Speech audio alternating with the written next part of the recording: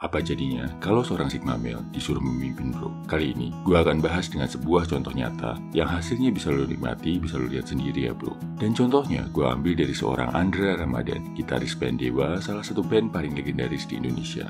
Pertama, dari contoh ini, lo bisa lihat kalau saat memimpin atau membuat sebuah pergerakan, Sigma male lebih banyak bicara dengan skillnya. Gak banyak keluar-keluar di publik, gak banyak bikin statement di media, atau gak perlu mengumumkan sepak terjangnya ke orang lain.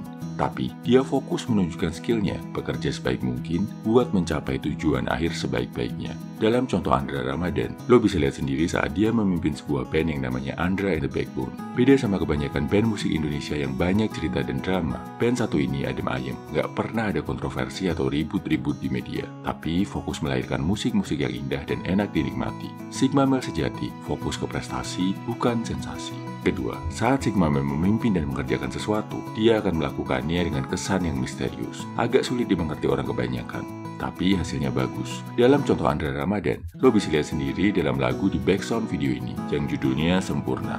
Perhatikan bro, lagu ini sebenarnya agak aneh. Gak kayak kebanyakan lagu pop yang populer di masyarakat Indonesia. Aransemen musiknya elegan, menghipnotis, bikin terus melekat di kepala. Liriknya juga indah, puitis, masuk ke hati. Walaupun lagu-lagunya beda dan kesannya misterius banget, karya Andra and the Backbone ini bisa dipuji masyarakat luas. Bahkan, kalau ngomongin lagu Sempurna, lagu ini bisa dibilang sebagai salah satu lagu paling legendaris, paling ikonik dalam dunia musik Indonesia. Jadi, jangan takut bro, ngelakuin sesuatu yang beda dari kebanyakan orang lain. Jangan takut terlihat misterius atau nggak bisa diterima orang lain, karena lo memutuskan mengambil jalan lo sendiri.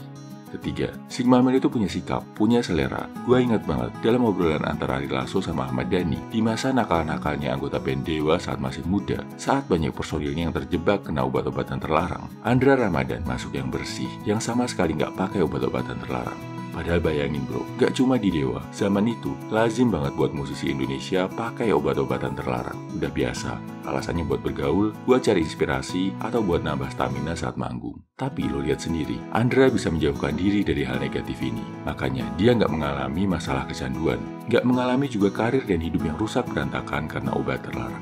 Karirnya stabil, keluarganya bisa dia pimpin dengan sangat harmonis, dan dia juga punya karya-karya besar yang melegenda. Jadi bro, lo bisa paham ya, Sigma male sejati nggak mau sekedar ikut-ikutan arus atau tren orang-orang di sekitarnya. Bisa menolak, mau menjauhkan diri, berani menyendiri dari hal-hal yang menurutnya nggak sesuai prinsip. Oke, kesimpulannya bro, ini karakteristik seorang Sigma male saat memimpin dan berkarya.